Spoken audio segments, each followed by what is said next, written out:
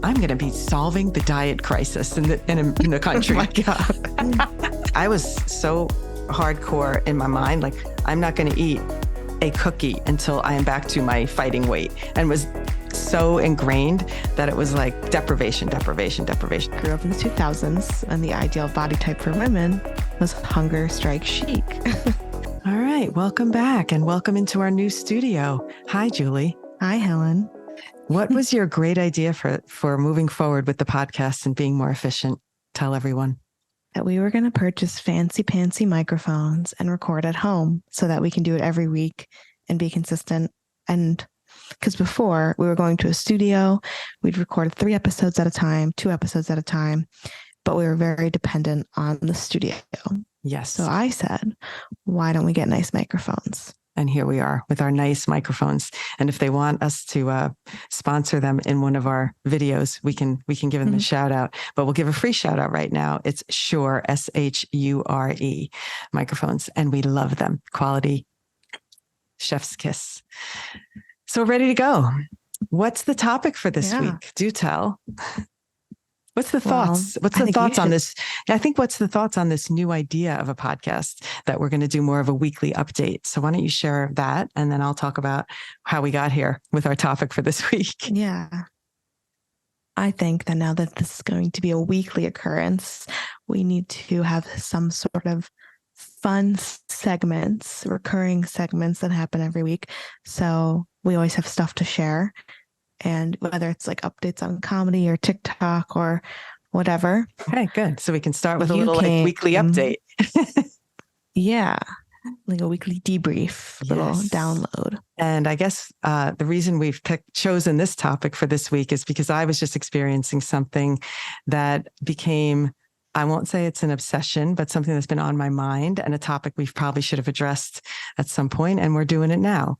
And that topic is body image and thoughts about the body, fashion related, life related, and all of that.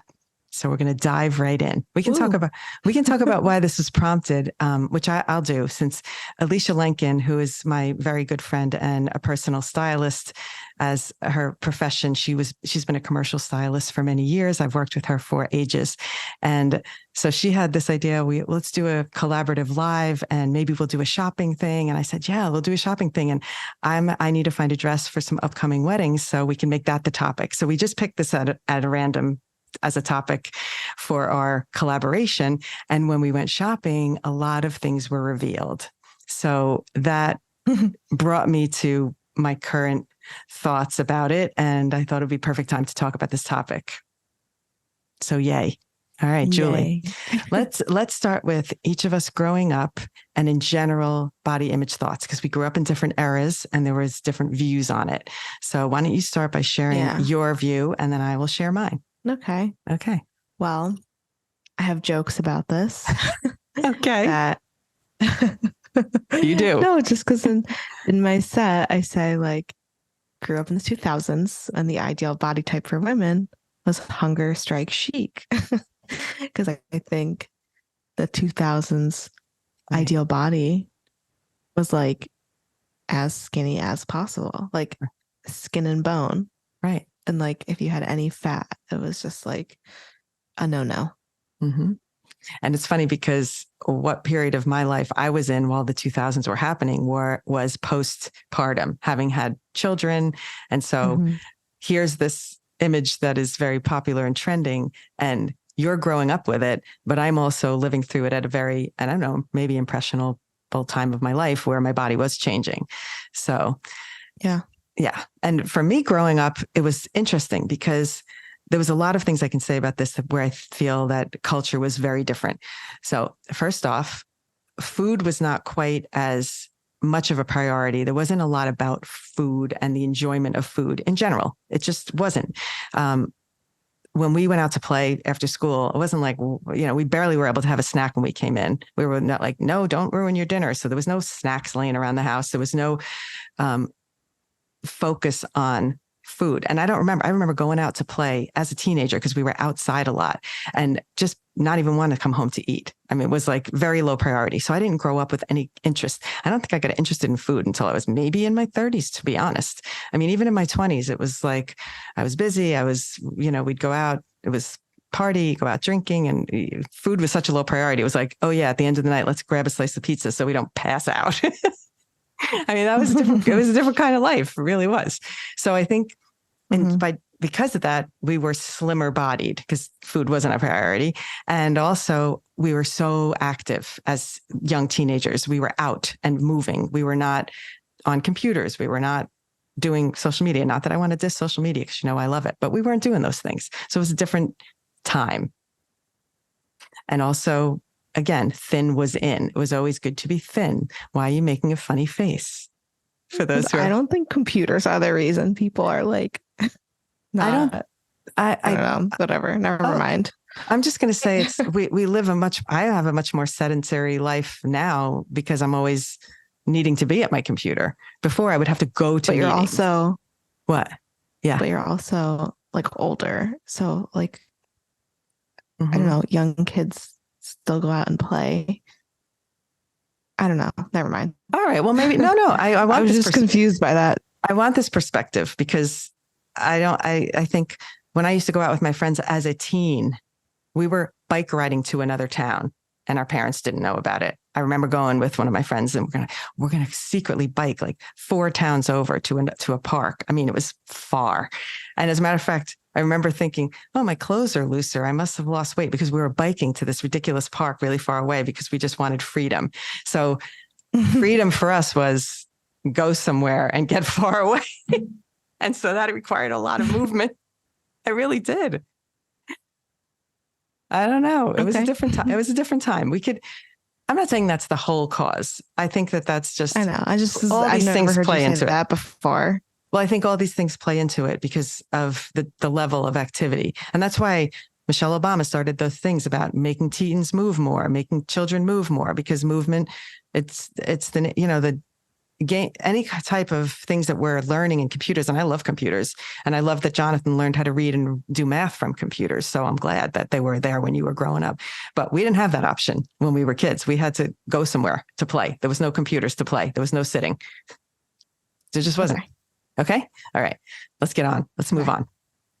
All right. So the society standard was thin. Thin is in, then pregnancy and having kids, and then trying to lose the weight. And the strategy for how I did that back in the day, I mean, I could talk about it very openly because it's reality. It was like, I'm not going to eat. I was so hardcore in my mind. Like, I'm not going to eat a cookie until I am back to my fighting weight, and was so ingrained that it was like deprivation. That's just what I did.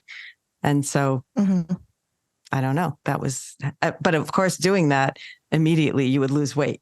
Not now so much anymore with the metabolism changing. So, because that changes happen to your body. That's a fact. Yeah.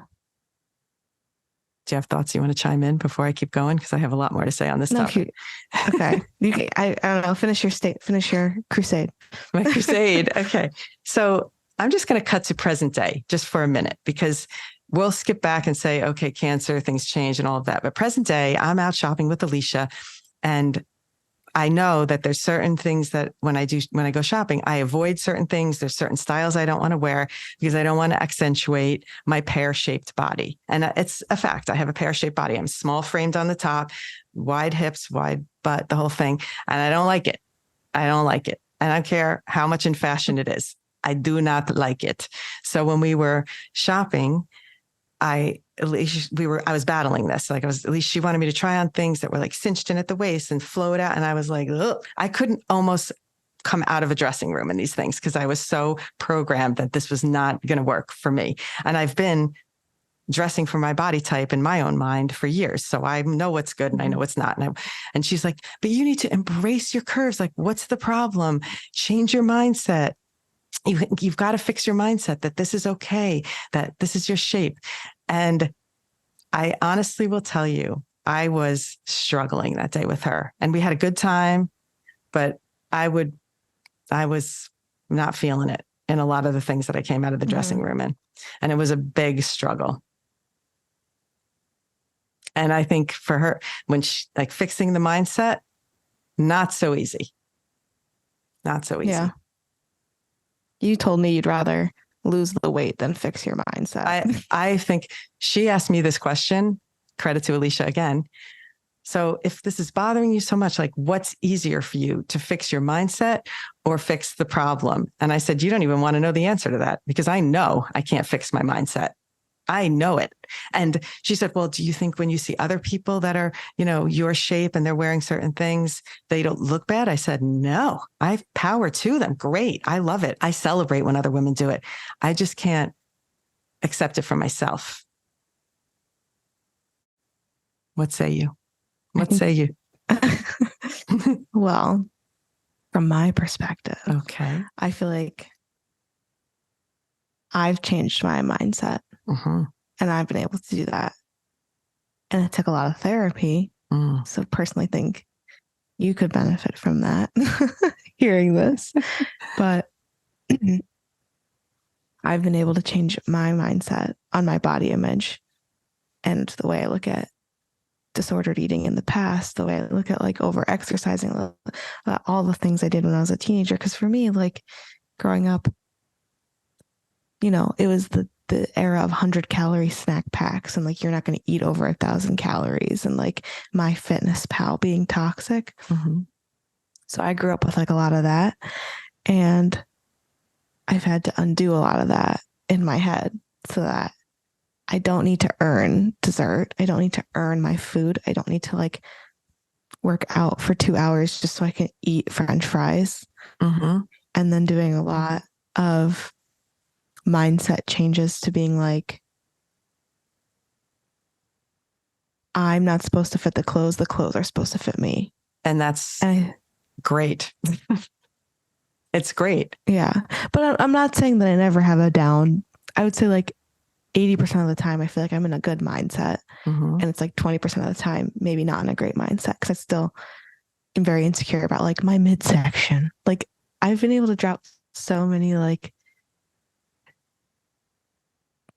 internal standards about my body, but it's like I still can't get over the midsection part. Okay. Like it should be flat. But I still have those days where I like put on pants and I'm like, oh, this is like really accentuating my fupa. Let me ask you something. When you were growing up and a teenager, did you think about, like, I don't remember thinking about weight or anything like that about until I was well into my 20s. It was like, I knew a lot of times when I was with friends who were much skinnier, different body types, that I knew, oh, I have a more, maybe I don't know if I ever thought I was fat, but I always knew like, well, I would think sometimes, oh, I wish my hips were thinner, or I wish whatever, because I would compare myself like as teenagers do. But I don't remember really thinking about worrying about weight until I was in college. That's when the first thoughts came to mind, when you go to college and you gain that freshman 10 and it's the first time you feel fat. And that's where I remember that very specifically being the first time I became aware of it. So when was the first thoughts? To tell when? Like middle school, grade school, like much earlier. And I think a lot of my friends felt the same way. And I think it was like a generational thing. I also don't know if it's like, was I picking up on, you were never outwardly like doing things, but did I pick up on internalized things you had? And that's why I do them. And like, I've thought about that a lot. You could blame, like, you could say you're blaming me, but no, I don't. I know you don't want to blame me, and you're being very nice. I don't want to blame you. I know you don't. But it's like you. I was focused on it a lot. You were very focused. You and Dad both were very focused on your weight. So it impacted me. Like, I'm like, oh, I should, think about my weight. And then we add in the fact that like at one point Jonathan was very overweight, so it was all like, his medication really. Not to say that it was like a toxic environment, but it was just like, oh, now that I'm looking back on it, I'm like, oh, I probably didn't need to worry about how I looked when I was in 7th grade. Right. I don't remember me thinking ever putting on anything to you that you would think you'd have to worry about it. But you're saying like more subliminally, just because the topic. Like if you said you couldn't eat a cookie, that then goes into my brain, like, oh, I shouldn't eat dessert until I'm the way I want to look. I see. Because that's what my mom's doing. That's what my dad's doing. Yeah, well, it's like leading by example by accident sometimes. Yeah. You know, we do that by accident sometimes.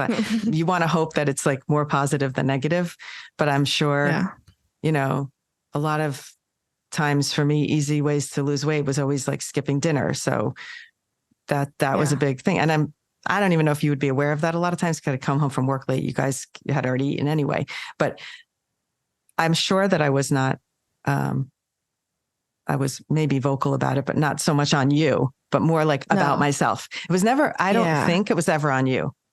No, it was more just everything. I listen, I pay attention. You're very picky. I'm like I'm observational. So it's just was the nature of me being like super observational of like what you guys are doing and like learning. And I've unlearned it, so we're good. We're in a better place. Yeah, that's good. That's good. But this is an interesting thing because you said, you know, how you're bothered by your stomach or whatever. And this goes to my question that I always ask to myself now after I've met with Elysha and had this little insight, which was her asking me, can I change my mindset easier than I can change my body? And I know the answer to that, as crazy as it sounds, is I got to find a way to change my body because I know I can't change my mindset. It's ingrained for so long. It's like, so in there. And I also know what my potential is. So I know what I can be.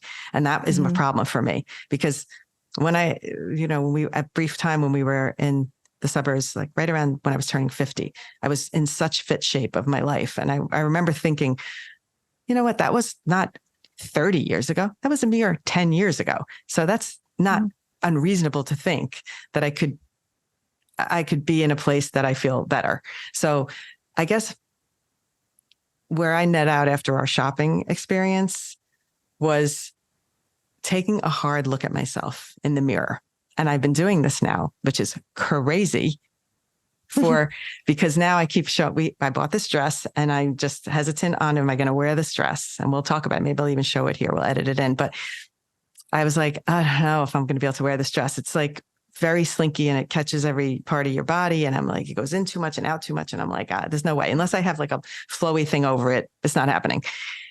But every day I'm like thinking about it, that I want to be able to wear that dress. And so I'm just like, okay, what am I going to do to change this? Okay. And I don't want to be the person that has to go and we have a life. We go out, we go to restaurants, we do things. I don't want to be the person that's like, I'll just have a plate of tomatoes plain with I don't want to be that person. I don't want to live like that. I don't want to be putting things in an app. No, thanks. I can't. I got enough to manage.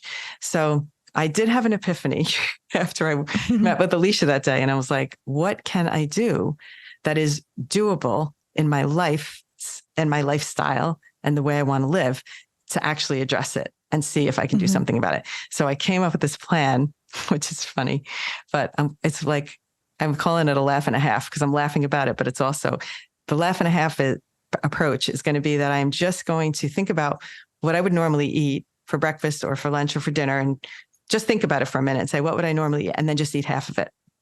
And then when it comes and I'm like, oh, I'm full enough now. Yeah. I'm not hungry anymore. I ate half of it. And so then for the next meal, I can't even explain it, but it's not that hard. So it's like 2 eggs scrambled, a piece of toast, whatever, some fruit. Don't be shaking your head at me. To me, this is a livable strategy because it's not like I'm depriving myself of anything. It's like I would have normally 4 cookies after dinner. I'm having 2. I'm not having no cookies. If I want to have a plate of pasta and I go, oh, I don't want to give up pasta. I love it. I need the bolognese. You know what I'm saying? So now when I get the bolognese, I just eat half the bolognese and I take the rest home.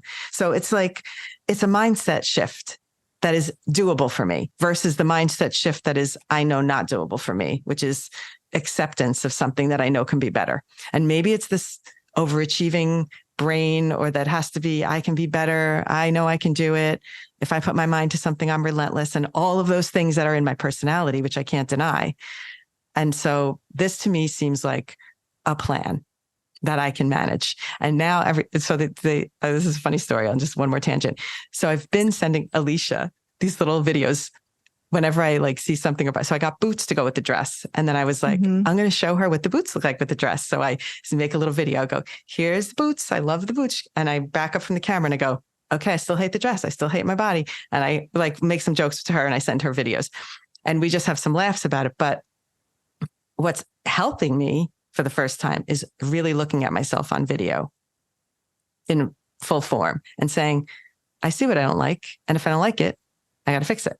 And it's not about wearing a top that's going to hide this, that, and the other thing. And it's not about, I'm going to embrace this. I'm like, absolutely not. I hate it. I don't like it. I don't like it about myself. And I got to fix it.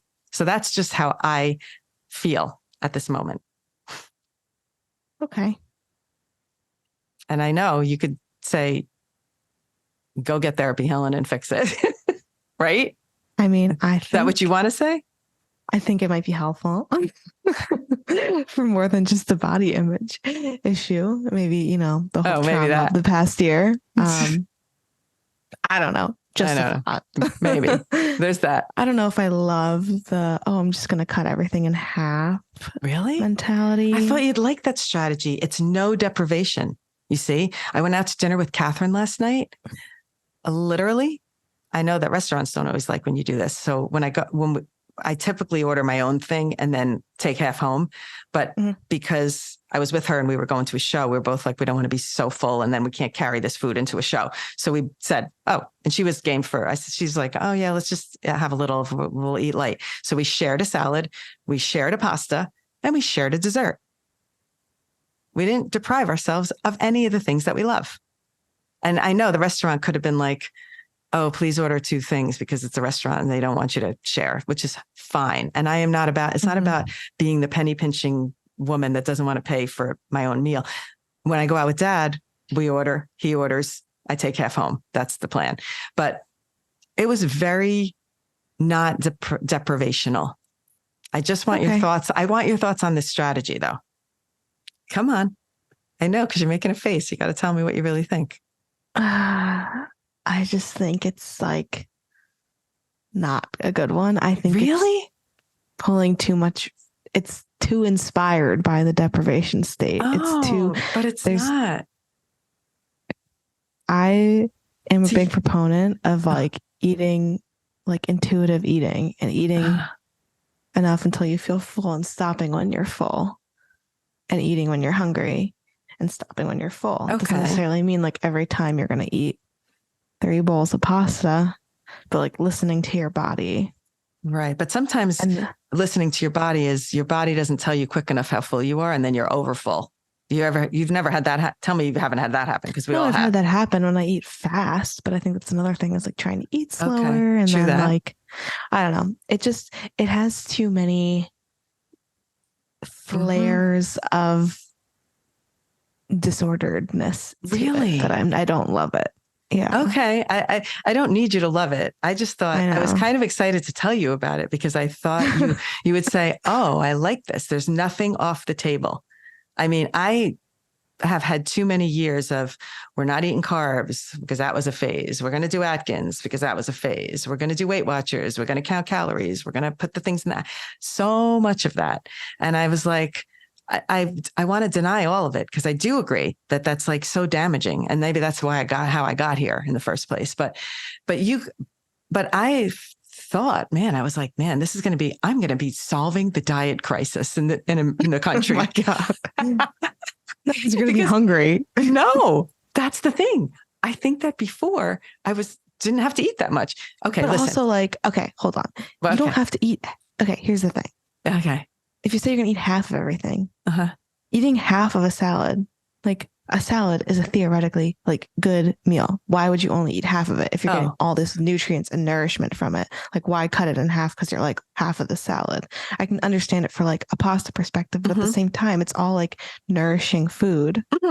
I'm all about the nourishing food. And look, sometimes these restaurants make these salads. So she's stressing me out. No. I don't mean to stress you out. I was so excited about this. I'm so bummed that you're thinking it's like a problem when I thought, gosh, it's like, I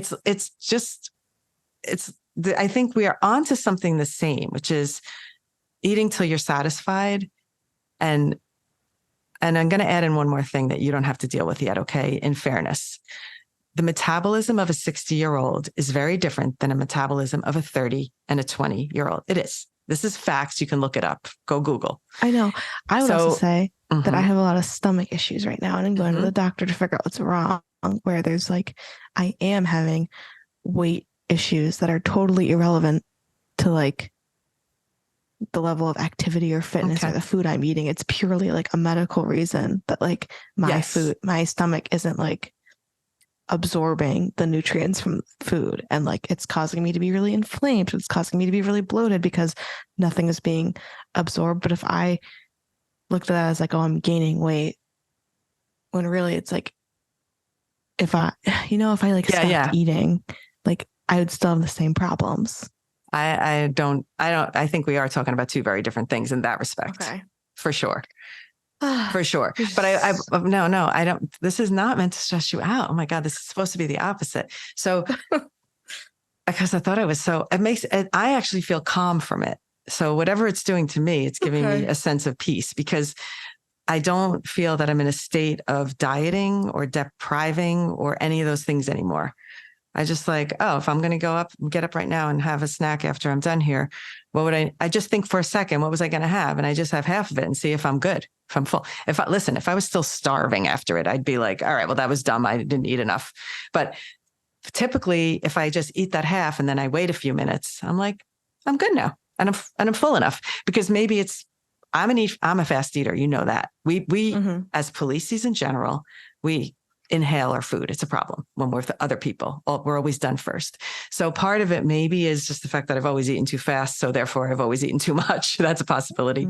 But I just think I was kind of excited because I was onto something with this idea that a woman's metabolism, if you speak to any other women that are in their 60s, I have a lot of friends that it's a struggle, and they're like, I don't eat anything and I still can't lose weight. And I believe them, because I see how if I did what I was doing this past week, like when I was in my 20s, I would have lost like 10 pounds already, because that's how quick your metabolism responds to a change in calorie intake. And I think it's different now. So I think possibly we're talking from two sides of a story that we both are different in different phases of our life.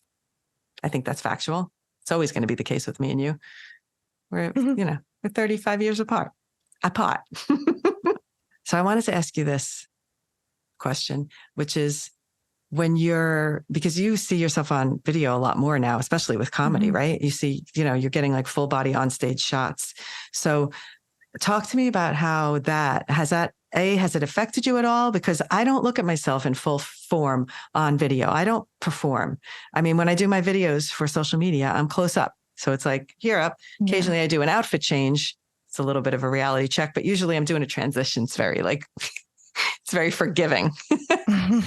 So I don't necessarily. So how have you felt about it? Great question, because it definitely is affecting. It's testing my new mentality and body image. And, it's hard to see yourself on camera when you're having a bad body image day, or hard to see when you feel like things are accentuated that you don't want to be accentuated. So it's definitely, I'm not like 100% cured and I'm like body positive all the time.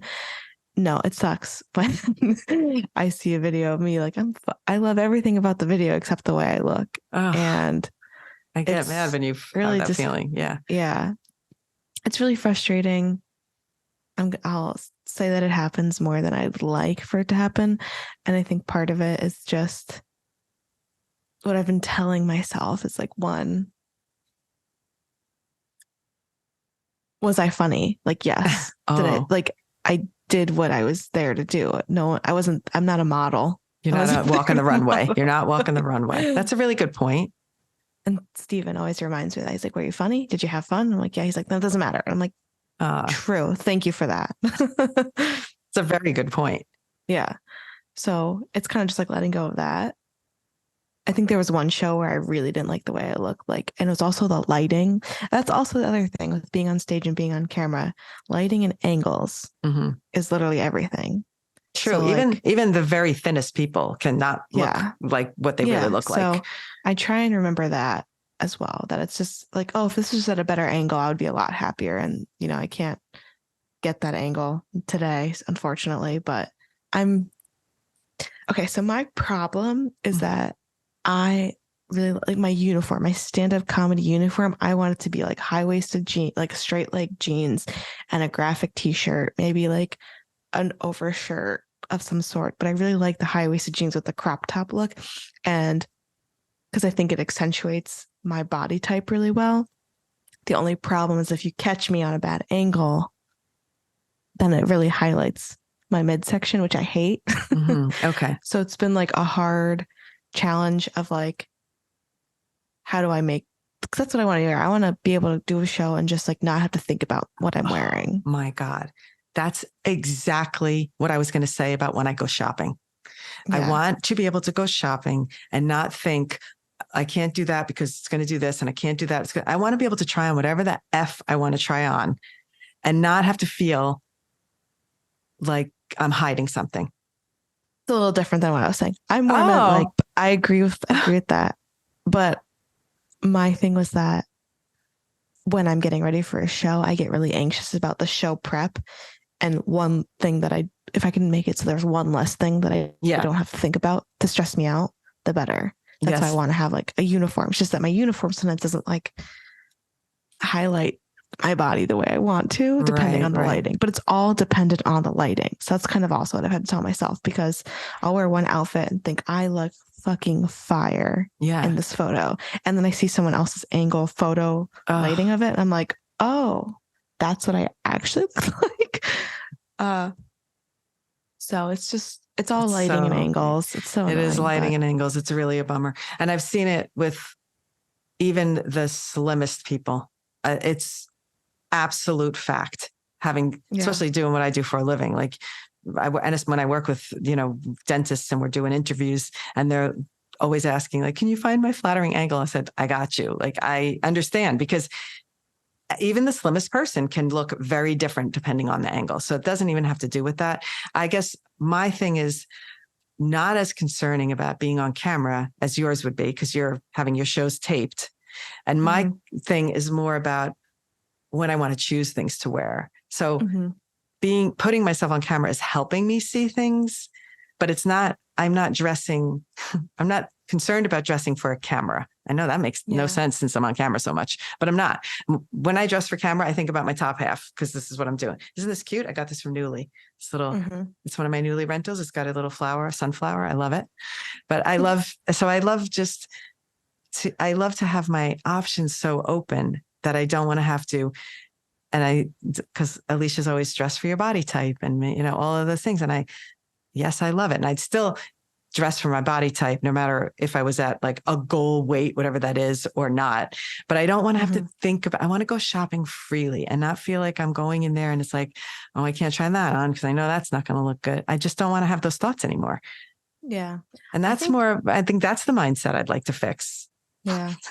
I think part of it is because I feel the same way. Sometimes I don't like spaghetti straps. Like I just feel like it's too much arm. Like for me, I think you look so cute in spaghetti straps. So that's interesting, but okay. I just feel uncomfortable because I get like, oh, my arms are bigger. Like when I put spaghetti straps on, I do not feel good about myself. So I'm just like, I'm just not going to do spaghetti straps. And then I eliminate ever feeling bad about myself in a dressing room. If I say, totally, this is cute, but it's not for me. Perfect. Like maybe, and then my theory is like, maybe as I start to build my confidence more, eventually, like I will be able to venture into those avenues. So it's not like kind of what you're saying. Like you want to be able to do it freely, but maybe it's just about like slowly changing your mindset so you're more confident. And then over time, you will be able to put on the spaghetti straps and feel good about it because like you now feel confident in all the other areas. Love that. Love that. I happen to think you look cute. Do that instead of having your meals. No. I'm still going to have my meals. So sorry. We'll get back to you next week on the progress. Do not condone disordered eating. It's not disordered if you're eating anything you want. Listen, Jonathan will use the word portion control. I know, but you're putting this like... No, but Jonathan Okay. So when we talked about Jonathan before, so let's talk about him now. A lot of his weight issues were related to medication because that's just a fact. But since he's hadn't changed his medication in quite a long time, and he went on, and they were doing like a healthy program at his house in his residential program. And he did drop a ton of weight. And we would say to him, "Oh my gosh, Jonathan, you look great. How'd you do that?" And he says, "Portion control," in this way of Jonathan saying it. And I died laughing because I'm like, he's so right. Like he didn't deprive himself necessarily of anything. He also just said portion. It's like managing your portion control to some degree. So if you call that disordered eating, I don't. I consider that, Okay.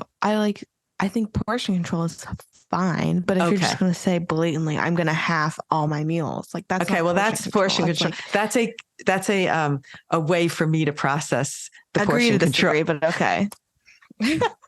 That's how I process. I'm a mathematician by nature.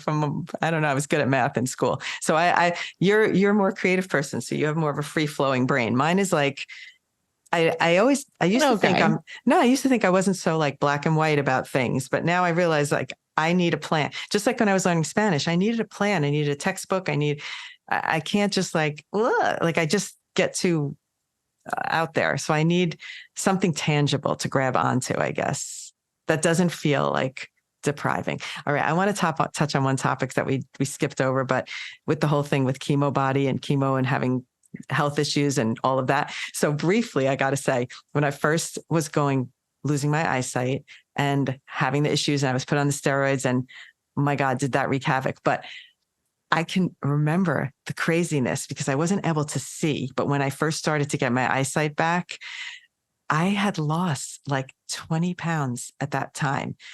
And I don't remember feeling good about it, enjoying it. Like, when I laugh, when I think about it now, I'm like, why wasn't I jumping for joy? Because I was probably out of weight. And it's really funny because you have to say like the sickness took over so much that I couldn't even enjoy that feeling of like, man, I finally ended up losing weight. But of course, with the minute they started adjusting all the steroids, the weight went right back on. So whatever. But and maybe I'm weight because never mind. Yeah, I was sick at the time. So obviously, what? Go ahead, say it. You were sick. I was sick. Of course, you're not going to enjoy losing weight when your body's like. That's the other thing I'll say. I don't own a scale anymore. I don't weigh myself. And when I go to the doctor, I ask them. I say I don't want to know my weight. Oh, okay.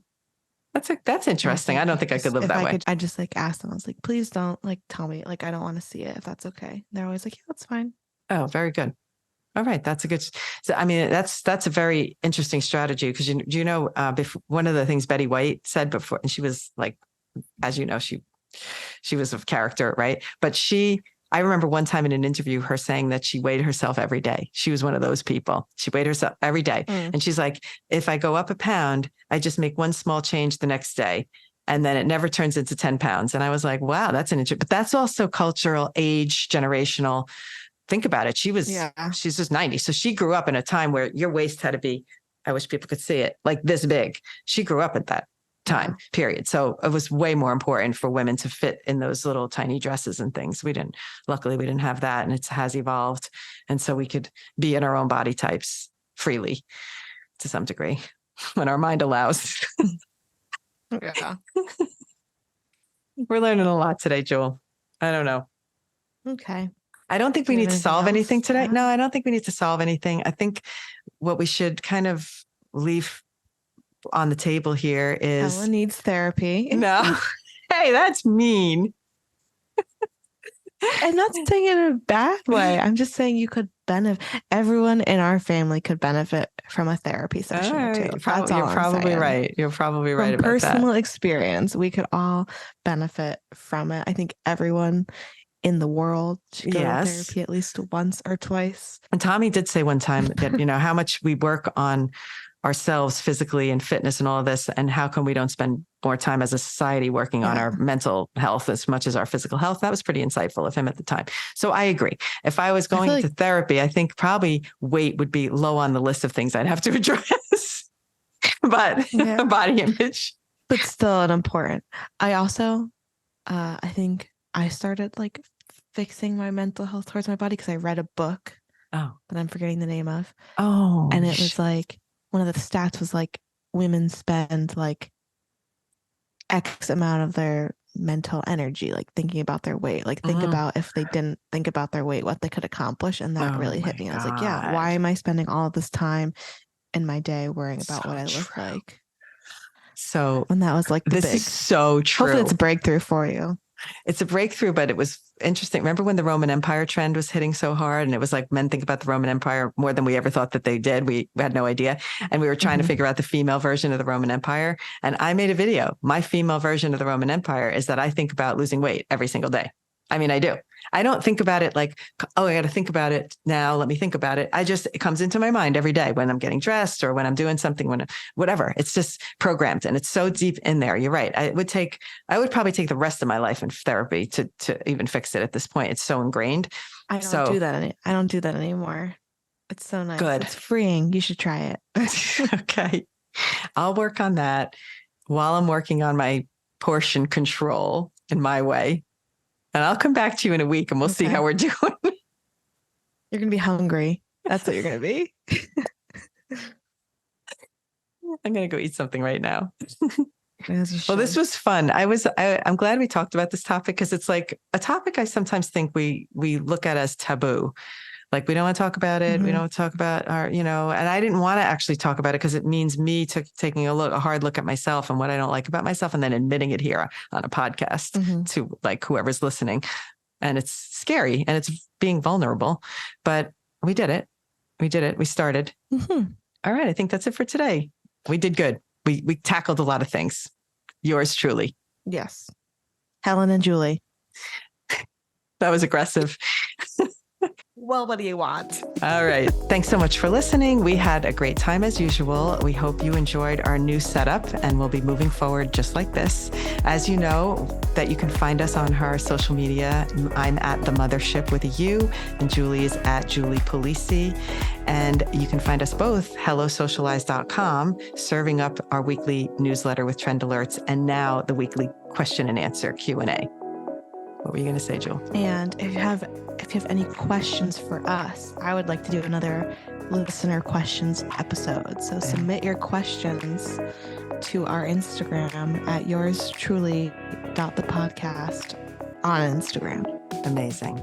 I will also add Elysha Lenkin to the show notes so you can see where to find her and you'll know who we've been referencing and who I've been working with. And maybe I'll link even to the video of us shopping together so you can follow along on the journey to me feeling comfortable in the green dress. That's all for today.